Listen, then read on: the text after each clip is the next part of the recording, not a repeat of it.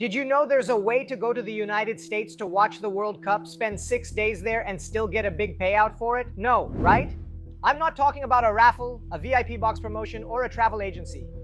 I'm talking about money that's going to come straight out of your pocket. Two prosecutors from the Sarah Public Prosecutor's Office have just received exactly 29,836 Rs together to attend the World Cup in Miami.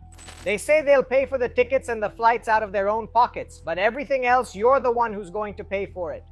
And there's more. Their boss, the state attorney general, also got his passport stamped. He's going to Dallas with the same kind of funds. In total, the cost of this little adventure should exceed $44,000. But what will really impress you isn't just the amount, it's the official justification they gave for this trip. And the fact that all of this is 100% legal. To show the scale of the controversy, I'll first explain who's involved. Prosecutors Derek Funkleitz and Wander de Almeida Timbo are part of the Export and Fan Defense Unit of the Public Prosecutor's Office. They are at the top of the public service hierarchy. In Tierra, their base salary is around 37,000 Rs per month, and that doesn't include other benefits.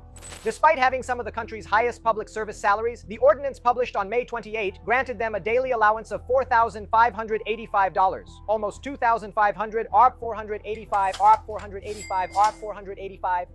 São quase R$2.500 por dia para custear a estadia em Miami. To cover their stay in Miami. Just so you have an idea, that's a little more than a full minimum wage paid every 24 hours to each of them. What exactly will they do in the United States that Brazil has to pay so much for? That's where this story gets even more intriguing. In an official statement, the Public Prosecutor's Office said that these two prosecutors are not going there on vacation. They were assigned as technical observers. The objective?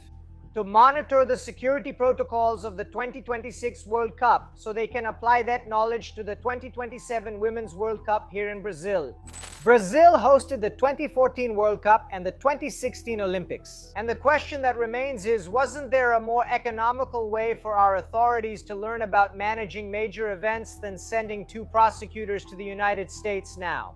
And then you might think, but this is Brazil. Being Brazil, it only happens here, right? Well, yes and no at the same time.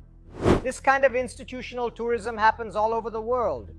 At the 2018 World Cup in Russia, 20 members of parliament from Kenya traveled with all expenses paid by public money under the argument of studying the organization of the stadiums. The scheme only got exposed because they started posting smiling selfies among the fans during the games. The collective outrage was so great in Kenya that the person who authorized the spending ended up losing their position. And you might be saying, okay, Kenya is Kenya, but what about here in Brazil? What's going to happen? After the press exposed the case, the National Inspector General of the Public Prosecutor's Office launched an investigation for explanations.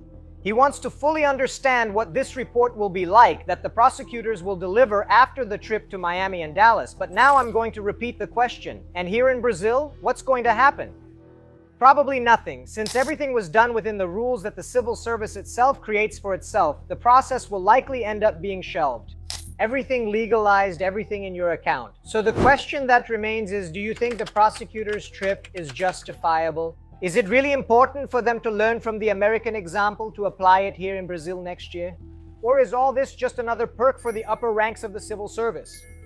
Leave your opinion here in the comments, like and share this video, and don't forget to subscribe to our channel.